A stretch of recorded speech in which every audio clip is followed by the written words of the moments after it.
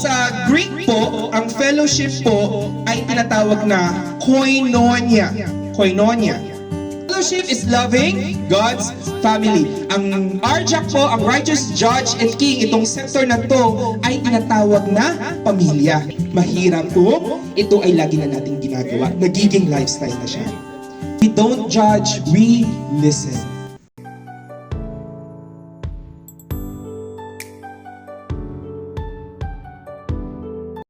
So God is the one who made all things. He's an omnipotent God. But ang gusto ng Panginoon, ibigay mo yung bagay na para sa Kanya. Diba? So, He wanted to have many children share His glory. So, kung ano man yung panalangin natin, kayang ibigay yan ng Panginoon, pero gusto ng Panginoon, ibalik mo yan para sa Kanya. Kuya, kahit yung talent ko, yes. Sino magaling kumanta dito? Diba? Ibigay mo yan sa Panginoon. Yung work ko, kuya, galing ko sa Panginoon. Hindi yan dahil ako ay matalino. Ako ay dahil masipag. Dahil ako ay kailangan ng trabaho. Kahit po, kinabukasan, kaya tanggalin niya ng Panginoon. Amen?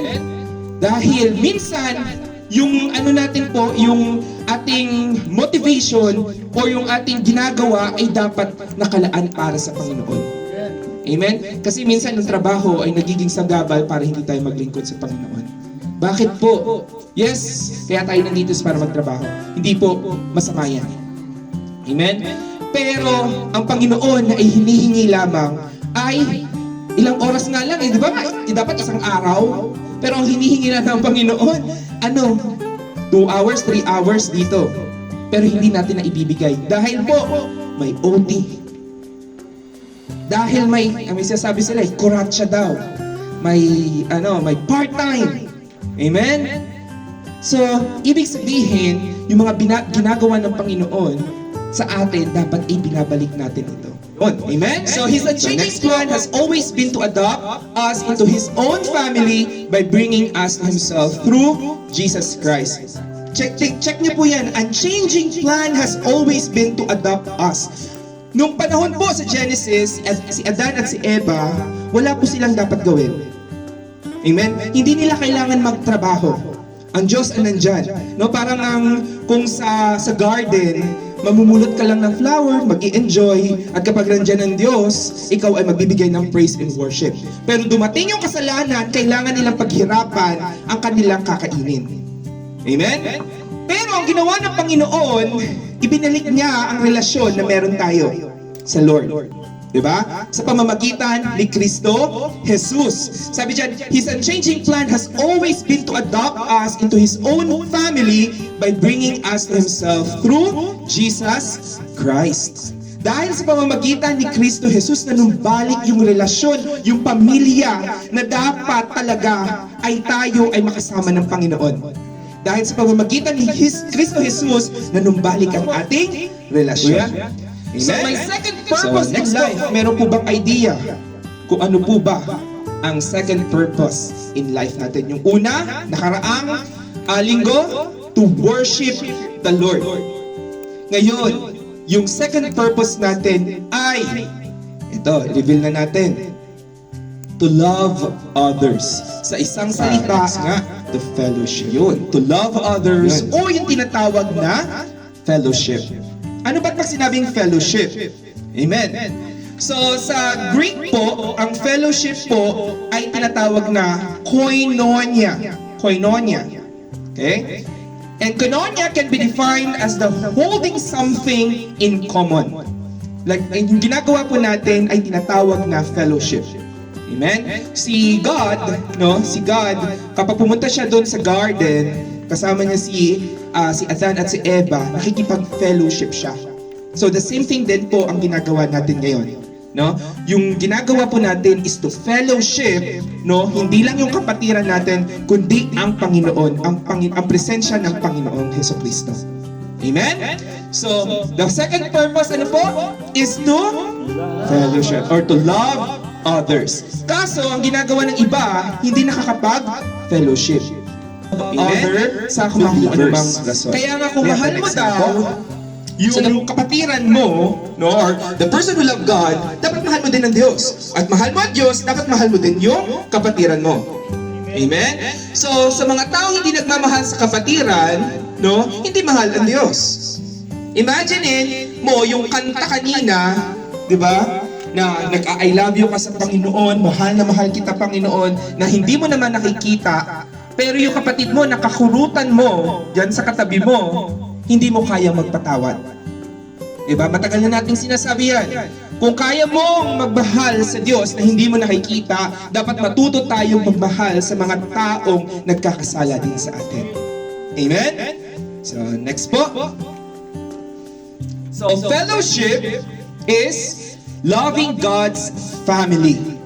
Okay? So, yung ito po, yung mga bago dito, ang simbahan po ay isang pamilya.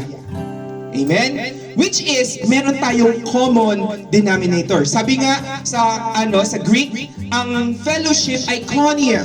Okay? Koinonia, na ang ibig sabihin, holding something in common. Ano po ba yung something in common natin? Bilang isang Kristiyano. Ayun na, nasa salita, no? Bilang isang Kristiyano, we have Jesus Christ sa buhay natin. Amen? Kasi yung mas madali tayo makipag-usap sa mga taong may common denominator. Amen? Kapag walang kang common denominator, ang hirap-hirap na makipag-usap sa ibang tao. Kung di natin siya naiintindihan, bakit mo ba tinataas yung kamay mo? Bakit ka ba may paiyak-iyak dyan? Diba? Bakit ka ba nagsistay dyan ng ilang oras sa simbahan? Ang hirap ipaliwanag to sa mga taong walang Diyos or walang Kristo sa kanilang buhay. Pero kapag ito'y pinaliwanag mo sa taong naniniwala kay Kristo dahil siya ay Kristiyano. Kaya tayo nagsispend ng time, oras, no, panahon, energy sa Lord. Kaya hindi mahirap pag may kausap ang Kristiyano. Diba? Kapag ang Kristiyano mo, boss, madali yan makipag-usap. Tapos naiintindihan ka niya. Pero kapag ang boss mo ay hindi naniniwala, talagang ang hirap makiusap. Fellowship is loving God's family. Ang RJAC po, ang Righteous Judge and King, itong sector na to ay tinatawag na pamilya. Kaya nga ang tawag natin kay Kuya Ronnie, Kuya. Diba? Ang tawag natin kay Ate Myra, Ate Myra. Because we have this family. Amen? Wag lang Lolo Jeff, di ba? Wag lang Lolo Rodelo. Di ba? Because ate kuya lang. Kahit gaano pa siya katanda, no? Kahit gaano pa siya kabata, tinatawag natin siyang ate kuya. Ayun. Ate kuya, kamusta ka na? Di ba? May ganun. Okay, next. So I am writing so you'll know how to live in the family of God. That family is the church. So yung pamilya na meron tayo dito ay ito ay tinatawag na simbahan. Ito yung sinabi ni Paul kay Timothy. No, I am writing so you'll know how to live in the family of God. That family is the church. Amen? So ibig sabihin, itong lugar na ito ay isang pamilya. Amen? Kung meron kang problema, anong ginagawa? Sinishare, hindi chinichismis. Amen? Kapag merong pangangailangan si kapatid, tinutulungan, hindi niyuyurakan. Amen? We listen, we don't judge. Amen? Parang nakita ko yun sa vlog ni Alex Gonzaga. Di ba? We listen, we don't judge. Ayun ang pamilya. Amen? So there are 4 levels of fellowship. Amen? Yung first level daw ay tinatawag na membership. So, pakiclick nga kuya kung ano yung dyan. Sabi dyan, kung gusto mo daw magkaroon ng membership, syempre nagkakaroon ka ng desire sa ating puso. Amen? Choosing to belong. Kahit anong pilit ko kay kuya, no, na umatin ng simbahan kung hindi niya dinidesire na makilala ang Panginoong Hesukristo, ay baliwala po. Amen? So kung gusto mo makapag-fellowship, kailangan nagde-desire tayo na makasama sa isang grupo. Kahit sabihin, nagdadasal naman ako, kahit saan naman pwede magdasal. That's right. Pwede po tayo magdasal kahit saan. We can pray kahit tayo ay nasa CR, kahit nasa kotse. Pero kailangan din natin po may isang grupo upang kapag tayo ay dumaan sa problema, hindi agad-agad tayo na papahamak. Amen? Hindi agad-agad tayo natutumba. So, membership is the first level. Attend ka po. Amen? Yung mga nagde-desire na makapag-church, kaya nga may church dito. Ako nga dati, naghahanap din ako ng church kasi gusto ko, yung routine ko is mabago. Yun talaga yung pinaka-goal ko kasi papasok, uuwi, kakain, matutulog. Kinabukasan na naman, papasok, uuwi, kakain, matutulog. Every week, ganun ang ginagawa ko. Amen? So naghanap ako ng simbahan. I'm desiring na makasama sa isang grupo, sa isang pamilya na nag-aaral ng salita ng Panginoon. Amen? So kailangan na doon yung desire natin, no? Makasama sa pamilya ng Diyos. Amen? So sa mga susunod na mga araw at panahon, hindi dapat tayo nawawala kasi ni-desire na ng puso natin yan. Amen? So second po, so, you are members of God's very own family and you belong in God's household with every other Christian. Sino dito ang nasa pamilya ng Diyos? Kapag ikaw ay pamilya ng Diyos at kabahagi ng kapamilya ng Diyos, ibig sabihin ano man ang mangyari sa iyo, you are protected. Amen? Ikaw po ay VIP sa paningin ng Lord. Amen? Kasi ikaw ay pamilya. Kapag po ba may problema ang kapitbahay ninyo, kayo po ba ay nangingiilang? Di ba hindi? Kasi sasabihin nila, marites ka. Sasabihin nila, solsolera ka. Di ba? So ang una mong gagawin is protektahan muna yung pamilya mo. Amen? So you are members of God's very own family. So kapag may problema ka at yung Diyos, yung nagmamanage ng family na yan, aayusin ng Lord yan. Amen? Kasi hindi mag-aayos yung ibang kapitbahay. Diba? Ang mag-aayos niyan is yung head ng family. Which is, kung yung head ng family natin ay ang Diyos, ibig sabihin kaya niyang ayusin ang lahat ng bagay. Kaya nga niyang likhain yung mundong to sa pamamagitan ng kanyang salita. Diba? Sabi niya, magkaroon ng langit, magkaroon ng liwanag, at nagkaroon nga sa pamamagitan ng kanyang bibig. Diba? How much yung schedule na kailangan natin? How much yung renewal ng ating mga ikama? How much yung gustong-gusto nating trabaho? Diba? So, maliit na bagay yan para sa Panginoon. Pero ang nangyayari po, ang pinaka-problema is dinadoubt natin yung kakayahan ng Panginoon.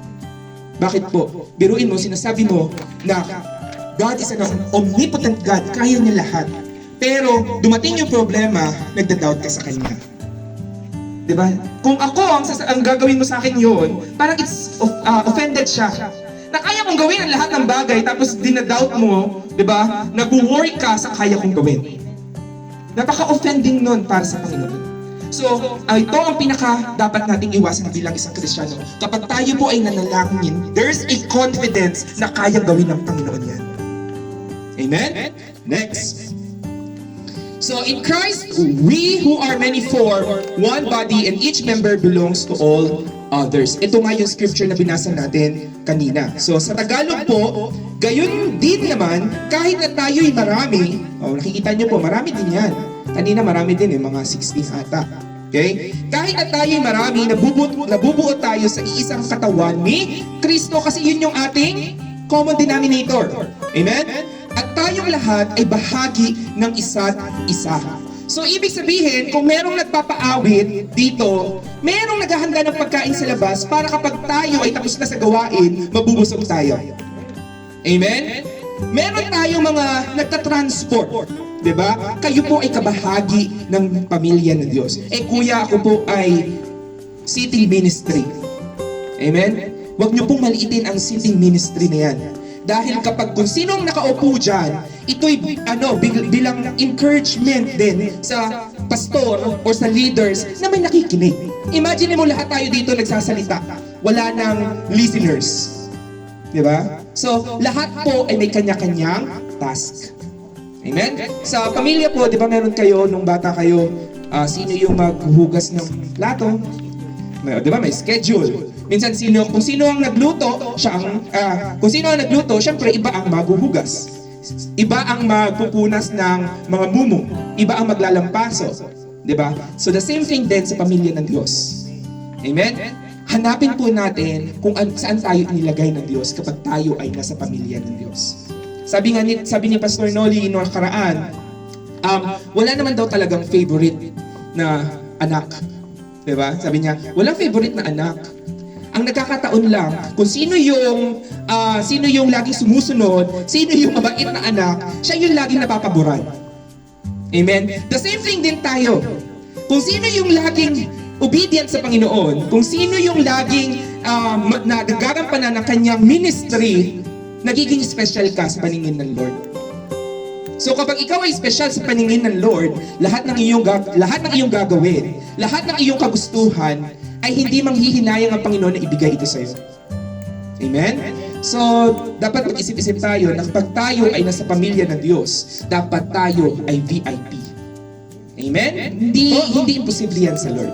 Amen? So this is what we proclaim in word and action when we are baptized, each of us now part of His resurrection. So sabi daw nila, ang love daw ay hindi dapat abstract noun. Diba? Dapat daw ito ay verb. Bakit verb? May action daw dapat. Ang pag-ibig daw ay kailangan ginagawa. Ikaw ba naman sabihan ka, 10 years na kayo sa relasyon, I love you. Pero wala naman, hindi naman pinapakita. Diba? Parang ang pangit naman na, I love you, tapos kapag kailangan mo, diba, wala naman siya. Diba? So, ganun po, dapat yung love ay dapat natin isinasagawa. Katulad po ni Kristo. Ang kanyang pag-ibig ay ipinakita sa krus ng Kalbaryo. Okay. Second, level 2. So, kung nung una, friend, ano lang tayo, membership. Di ba pag bago, tingin-tingin ka lang daw. Sino kaya ang pwede ditong katabi? Sino yung mahina kumain dito? Doon ako tatabi para kung di niya maubos, ako kakain. Minsan mahihiya pa yan. Minsan pag kakain na, kahit gusto niyang kumain ng munggo, 'di ba? Kanina ang ulam ay munggo. Pero dahil bago siya, kunti lang yung kinain niya. Bakit? Kasi nahihiya pa siya. Pero kapag nandun na, close na, friendship! Meron ka ba dyan plastic? Di ba? Na-elevate ka na sa level 2, friendship. So ang fellowship daw, sa level 2, ito ay tinatawag na friendship. Learning to share. Of course, friendship na tawag natin eh. Diba? Hindi na tayo nahihiya. Kasi sa membership, observe ka lang. Ganyan-ganyan ka lang. Hindi ako pwedeng mag-ingay. Yung tawa ko dapat mababa lang. Diba? Yung kain ko medyo konti lang muna. Diba? Pero kapag friendship na, yung tawa mo may kasama ng talo. Diba? Yung kain mo may kasama pang Sharon. Kasi friendship na. Learning to share. Diba? Nag-elevate yan. Ganun yung fellowship natin dito. Okay. So, next nga, Kuya Mac. So, friendship is learning to share. Ano ba yung mga dapat natin i-share? So, all believers met together constantly and shared everything with each other.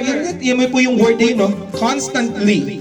So, all believers, kailangan po lagi tayong nagkikita. Hindi po every other Friday. Umattend naman ako last Friday. Siguro hindi naman ako aattend. Nakikita natin yan kapag joint fellowship ng Abounding Hope. Maraming hindi umaattend. Amen? Pero sabi dyan ng salita ng Panginoon, all believers met together constantly and shared everything with each other. Tingnan nga natin ano yung mga pwede natin i-share. Okay, our experiences. Mabuti, no? Good and bad experiences. Minsan, ito po ay naibabahagi natin sa ating mga friendship. Oy, friendship! Meron akong chismis. Diba?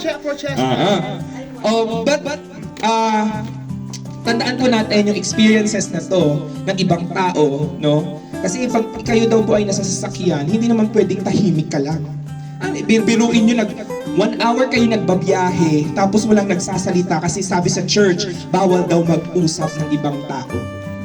Bawal daw imarites. Pero ano ba ang marites? Diba? Okay. Nagiging marites ang pag-uusap kung ito ay hindi nagmumula sa pag-ibig. Kung ito ay nakakasira sa tao. Amen? Kasi natural sa atin na mag-usap. Alam nga naman, biruin mo, ako, si Kuya Ronnie, tapos kami nag-uusap. Pwede ba ako magkwento sa kanya ng mga taong hindi naman niya kilala? Di ba? Oy, Kuya, kilala mo ba si Abdurrahman? Alam mo yung, anong doon? Di ba? Yun si John Rico. Siyempre, mag-uusap kami nung kilala namin. Oh, Kuya, kilala mo ba si Kuya Rodelo? Ang galing nun kumanta. Amen? So, kung ito ay hindi nagmumula sa pag-ibig, di ba? Wag mo nang ikwento. Because gossiping is a spirit. Kapag pumasok po yan sa buhay natin, pumasok po yan sa atin, hindi mo na yan makokontrol. So, magiging habit na daw yon. So, ang gagawin po natin ay ano, kapag kayo po ay nakarinig ng mga bagay, i-stop nyo na yan sa inyo. Amen? At wag po tayong maging yung utak natin na parang sasabihin natin, ano kaya yun? Minsan ipinapakwento pa natin. Ikwento mo na kasi. Ganyan. Di ba? Kung maaari nating ihinto, di ba? Ihinto sa atin at wag na natin i-push na ikwento kasi nagkakasala tayo na baka maaring malaman pa natin. Pero gusto niya i-share, makinig tayo. Because kailangan niya yun. Amen? So, learning to share our experiences. Go, paki-next po. So people learn from one another just as iron sharpens iron. Kaya nga sa gawain natin, meron tayong tinatawag na testimony. Diba? Meron tayong tinatawag na pagpapatotoo. Kasi yung mga experiences na to, ginagamit ito ng Panginoon upang siya ay mag-glorify. Kung paano tayo ginamit ng Panginoon para ma-bless and ma-encourage ang ibang tao. Amen? Kasi minsan yung mga nangyayari sa buhay natin, it is yung way ng Panginoon upang tayo ay mapatatag. Pero kung ikikip mo lang yan, paano yung encouragement ng ibang tao na kailangan pala yan ni Ate Che? Amen? Kailangan pala yan ni Kuya Ronnie. Amen? Yung experiences mo, na bawal palang lagyan ng luya ang munggo. Diba? Kasi nag-usapan nila kanina. So, wala palang kumakain ng may luyang munggo. Diba? So, meron palang luya ang munggo. Gustong-gusto nila ang luyang may munggo kasi kanina, ang munggo may luya, naubos ang munggo. So, dahil sa experience na yon, gustong-gusto pala nila ang munggong may luya. Natututo tayo, sa susunod nga, lalagyan ko ng maraming luya ang munggo. Para maging salabat. So, people learn from one another just as iron sharpens iron. Amen? Amen. Hindi lang pwedeng mabuti kasi ang buhay ay hindi naman perfect kasi tayo ay nasa imperfect world. Amen? To share our homes. Okay? Kuya, bawal talagang bisita sa amin. Oo, kasi ang bawal po sabi ng Akari. Okay? Our homes means these are the material things na pwede natin ma-share sa ating kapatiran. Di ba ang pamilya ay nagbibigayan? Katulad po ng damit na from panganay napunta sa bunso. Diba? Ganun po yung sharing ng material things. Kaya nga, yung mga damit na napunta sa akin, butas-butas na, nawalan na ng mga garter. Diba? Kasi ganun ang pamilya. The same thing din sa buhay natin spiritual. No? Kapag si kapatid, nananalangin yan na kailangan niya ng bigas, hindi po yan bababa ang bigas sa langit papunta sa harapan niya. Imagine mo kung nanalangin siya ng 10 latang sardinas at tatama sa ulo niya. Diba? Hindi magiging maganda. So, ang gagawin po ng family, diba, ng simbahan, nagiging instrumento siya at nagiging kasagutan siya ng kanyang panalangin. Ito palang dinadalangin ni Kuya, bigas kasi nawalan pala siya ng trabaho for 2 months. Diba? Ang bigas, hindi inuhulog ng Panginoon mula sa langit. Gagamitin pala ng Lord si Kuya Jeff, diba? Para mabigyan ng bigas si Kuya Rodelo. So, ibig sabihin, nagiging instrumento si Kuya Jeff na maging answered prayer yung dalangin ng kapatiran. Amen? Yun pala yun. Ang dalangin pala ng cellphone ay nasa kapatiran. Amen? So yun pala yun. So kailangan, kapag tayo po ay nagde-desire na makapagbigay sa kapatiran natin, huwag po natin yan baliwalain. Bakit? Ito'y panawagan ng Panginoon para tayo gawing instrumento ng Panginoon na maging answered prayers ibang tao. Diba? So, wag po natin baliwalain yan. Next po. So, open your homes to each other. Maging open po tayo. Kung ano po yung kaya natin ibigay sa Lord, sa ating mga kapatid, ibigay po natin. Wag po tayo maging, sabi nga, kung anong itinanim, siya ding aanihin. Diba? At ang sinasabi pa nga na mas maganda nang mabigay kaysa ikaw ang learning to share our problems. Okay? Mag-ingat din po tayo dito. Yung pag-share, sabi kasi kuya, learn to share our problems. Ang sinaran mo, may problema din. Diba? Yung sinaran mo, depressed din. Ikaw may depressed. Saan kaya kayo pupulutin? Diba? So, mas maganda na nag-share tayo ng problem sa mga leaders, sa mga pastors. Biruin nyo na yung pinag-sharehan nyo sa mga leaders ay may kanya din problema pero hindi nyo mararamdaman. Diba? May kanya-kanya tayong problema dahil sila ay rooted sa salita ng Panginoon. Kaya minsan, yung problema na ibinabahagi natin sa kanila, nagiging magaan dahil nagkakaroon tayo ng encouragement. Kuya, nanghihina po ako. Kuya, nanghihina din siya, nagkwentuhan kami. So, umalis po kami ng simbahan. So, mahirap po yun. So, kailangan kapag ikaw ay nag-share ng problema, make sure na yung pinag-sharean mo ay malakas.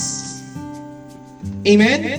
Kasi kung parehas kayo mahina, nako, saan tayo pupulutin? Kaya mas maganda na ikaw ay nasa family ng Panginoon, nasa church, lagi ka dapat may partner. Bakit? Kapag ikaw ay nanghina, si kuya, malakas, hahatakin ka niya pataas. Kung parehas kayong nanghihina, parehas kayong naghahatakan pababa. Amen? So mag-ingat po tayo. Give up the habit of meeting together. Instead, let us encourage one another.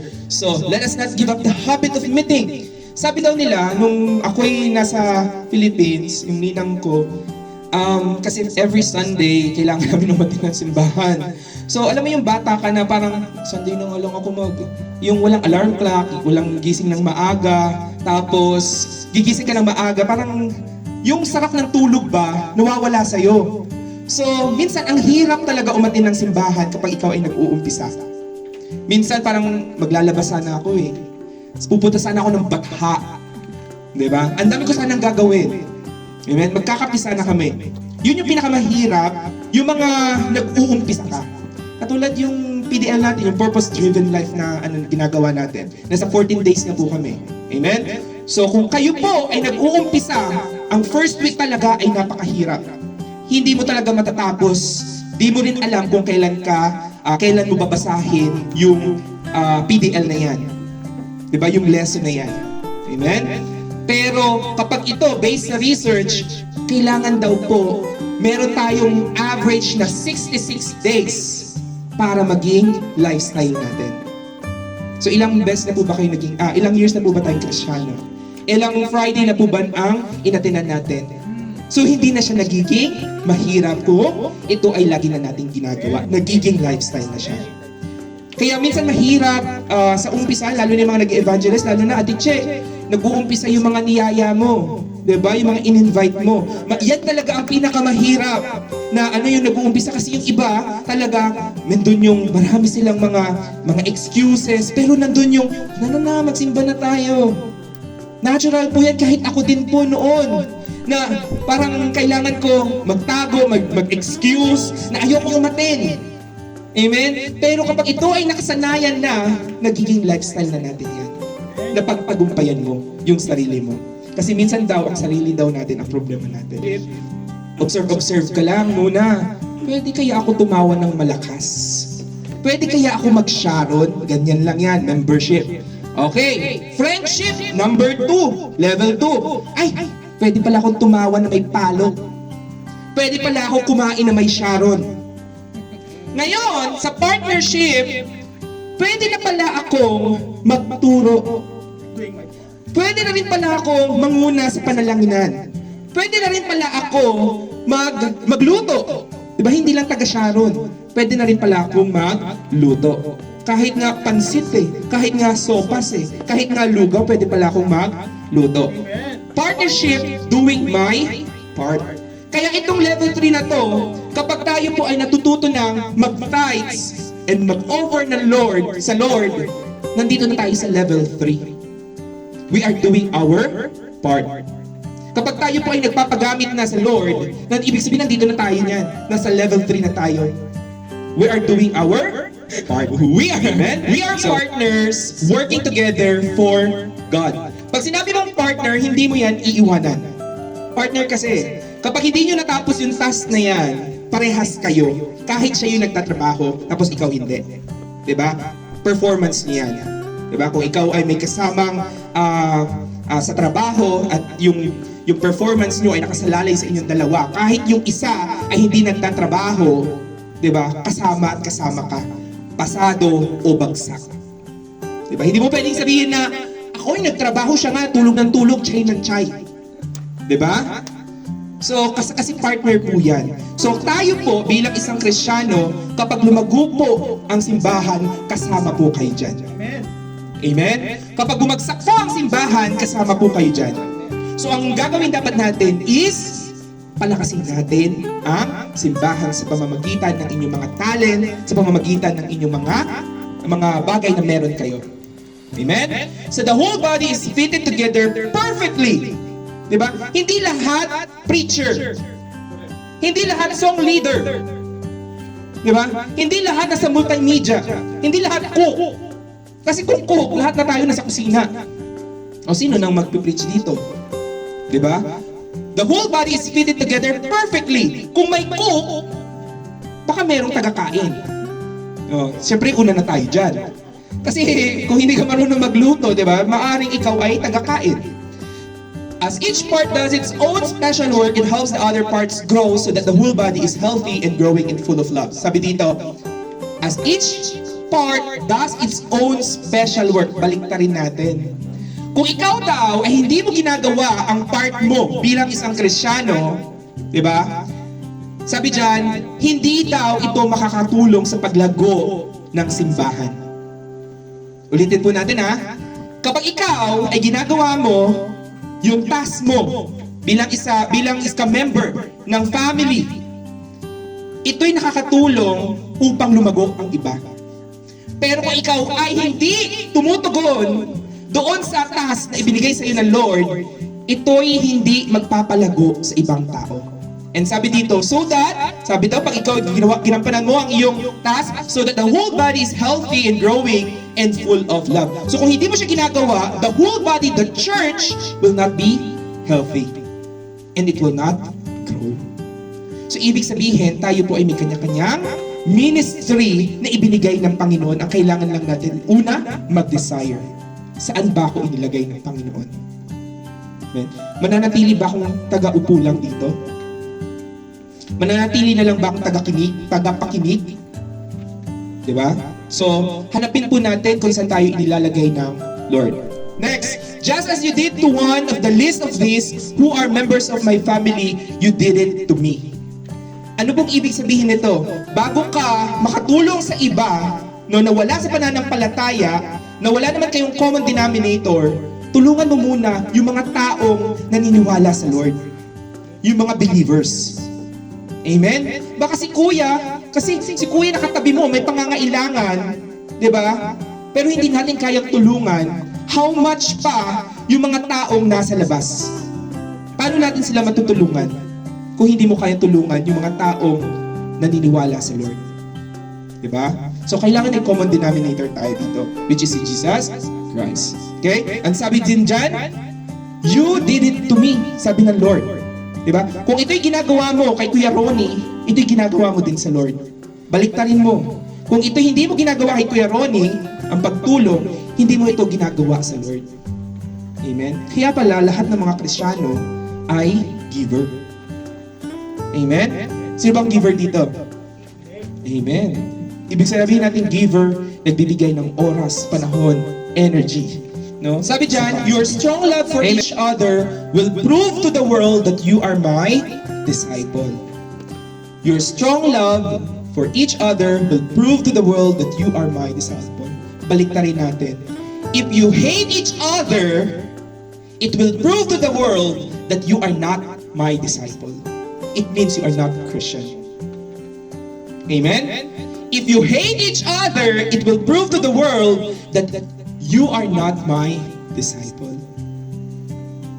Kahit nga sabihin na hindi ka mahal-mahal ang ating mga employer, 'di ba? Anong gagawin natin? Magmamaktol. Hindi dapat pinapakita natin ang ating pag-ibig. Kahit yung mga ka-flatmate natin na hindi ka-ibig-ibig, dapat hindi natin sila ginagantihan ng hindi rin ka-ibig-ibig. Diba? Sabi nga ni Kuya Joel kanina, yung kanya daw mga ka-flatmate ay hindi daw nagpupunas ng stove. Diba? After magluto. Pero siya daw, every time daw siya nagluluto, ay kailangan niyang punasan ang stove. Diba? At ito'y nakikita ng kanyang mga kasama at nai-influensyahan niya ang kanyang mga kasama doon. Eh kung sabihin niya na siguro na ay, hindi naman sila nagpupunas din, hindi na rin ako magpupunas. Diba? So anong mangyayari po? Wala, magiging madumi at itatapon. Diba? So, pag tayo po ay ginawa po natin yan, sabihin ng ibang tao kasi siya ay Kristiyano. Kapag ginawa pala niya yan, at kapag hindi niya ginawa yan, at hindi niya pinunasan, sasabihin ng tao, Kristiyano ka pa naman. Diba? So, kailangan, anuman, minsan kasi nilalagay tayo ng Lord sa mga taong hindi ka-ibig-ibig. Pero ang pinaka-test doon, paano tayo magre-respond sa kanila? Gagantihan ba natin sila ng pag-ibig? Or gagantihan natin sila ng hatred? Amen? So, ganun yun eh. Pero kapag ito'y ginantihan natin ng pag-ibig, ito'y nagpapakita na tayo ay kay Kristo. Amen? Kahit ano pa ang sakit na ginawa sa atin, kapag ito'y ginantihan natin ng pag-ibig, ito'y pagpapakita sa mundo na tayo ay kay Kristo. Okay, we were like family to each other. Kaya po, lahat ng mga pangangailangan po natin, pwede po tayo mag-share ng kahit ano dito. Be devoted to each other like a loving family. Kasi po, we don't judge, we listen. Amen? We know that the real love is because Christ gave us His life for us, and so we also ought to give up our lives for our Christian brothers and sisters. Kung si Kristo daw ay pinakita niya ang kanyang pagmamahal sa krus ng Kalbaryo, kaya din bang gawin niya ni Kuya Rodela? Kuya Ronnie, this is for you. Diba, hindi naman niya pwede nang ipako yung sarili dahil ginawa na yun ni Kristo. Amen? Pero yung pwede natin gawin sa ating mga kapatid, bakit hindi natin gawin? Amen? Kung itlog lang ang kaya nating ibigay, bakit hindi natin kayang ibigay ito sa ating kapatiran? Amen? Kung energy at time, bakit hindi natin ito ibigay sa ating kapatiran? Baka kailangan lang niya ng kausap. Amen?